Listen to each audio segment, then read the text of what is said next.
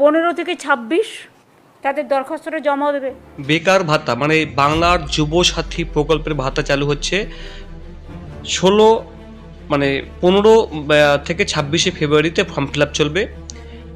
একদিনই form fill up, সম্ভবত একদিনই হয়তো বসবে ক্যাম্প, সেখানে আপনারা ফর্ম ফিল আপ করবেন। ফর্ম সেখান থেকে সংগ্রহ করে জমা করবেন। কী কী ডকুমেন্টস লাগবে সেটা আপনাকে আমি বলছি।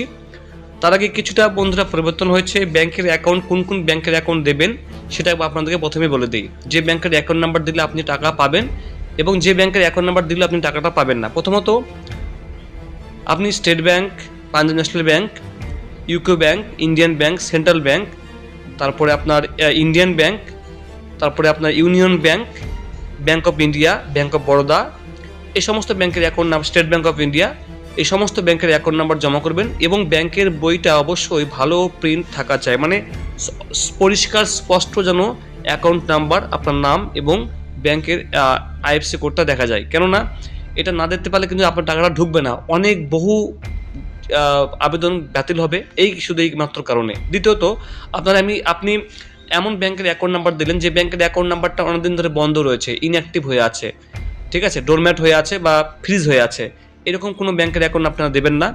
বিশেষ করে যারা বহুদিন থেকে লেনদেন করেননি এমন ব্যাংকের অ্যাকাউন্ট নাম্বার দেবেন যে ব্যাংকের অ্যাকাউন্ট নাম্বারটা আপনার লেনদেন চলে বা অ্যাক্টিভ আছে, চালু আছে।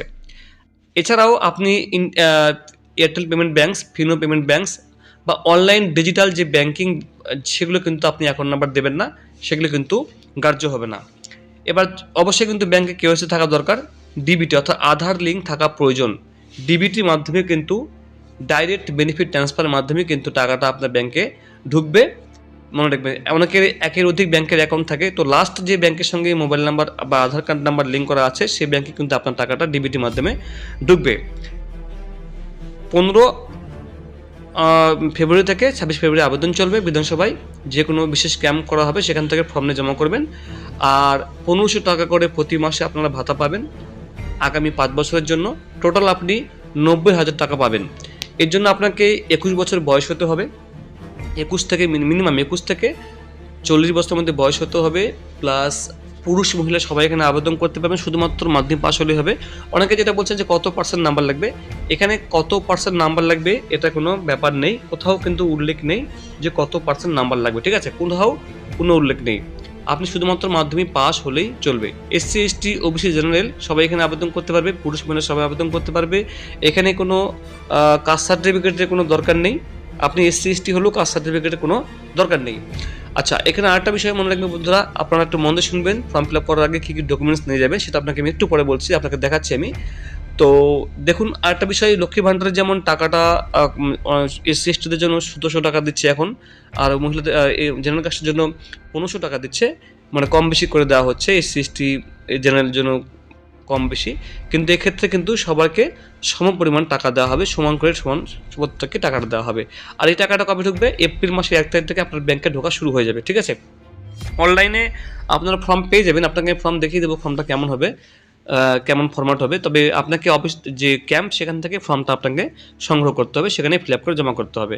অনলাইন থেকে ফর্ম নিয়ে গেলে কিন্তু হবে না, ঠিক আছে। অনলাইনে ফর্ম ফিল আপ শুরু হতো, যেহেতু সামনে ভোট আছে তার জন্য কিন্তু বন্ধুরা এখন কিন্তু সম্ভব হচ্ছে না, তাই অফলাইনে আপনাকে বন্ধুরা ফর্মটা পূরণ করতে হবে, ঠিক আছে। এবং কারা টাকাটা পাবে না, যদি কেউ লক্ষ্মী ভাণ্ডারের টাকা পেয়ে থাকেন বা কৃষক বন্ধু প্রকল্পের টাকা পেয়ে থাকেন, সেক্ষেত্রে কিন্তু আপনারা এই টাকাটা পাচ্ছেন না।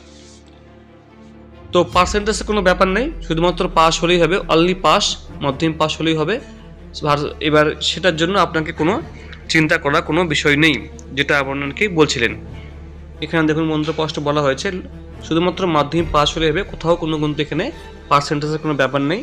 চাকরি না পাওয়া পর্যন্ত 5 বছর অবধি 1500 টাকা করে মাসে দেওয়া হবে।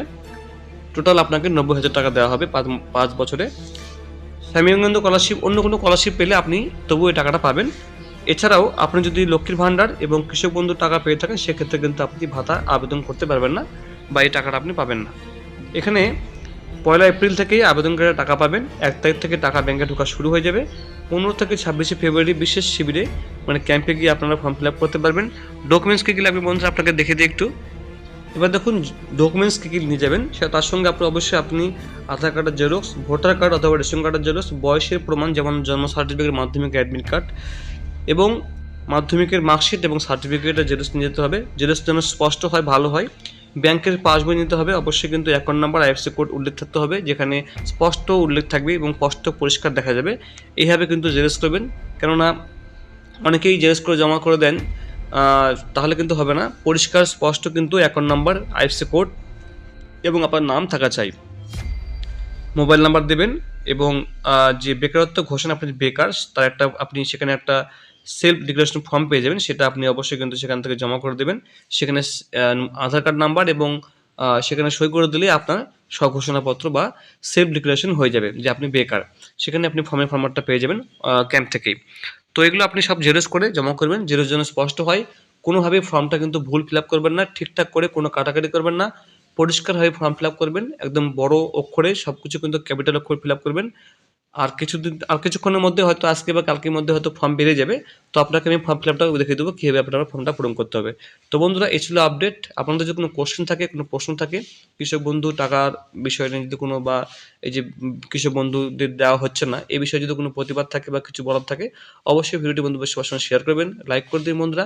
কোনো মনে প্রশ্ন থাকলে অবশ্যই কমেন্ট করবেন। Thank you.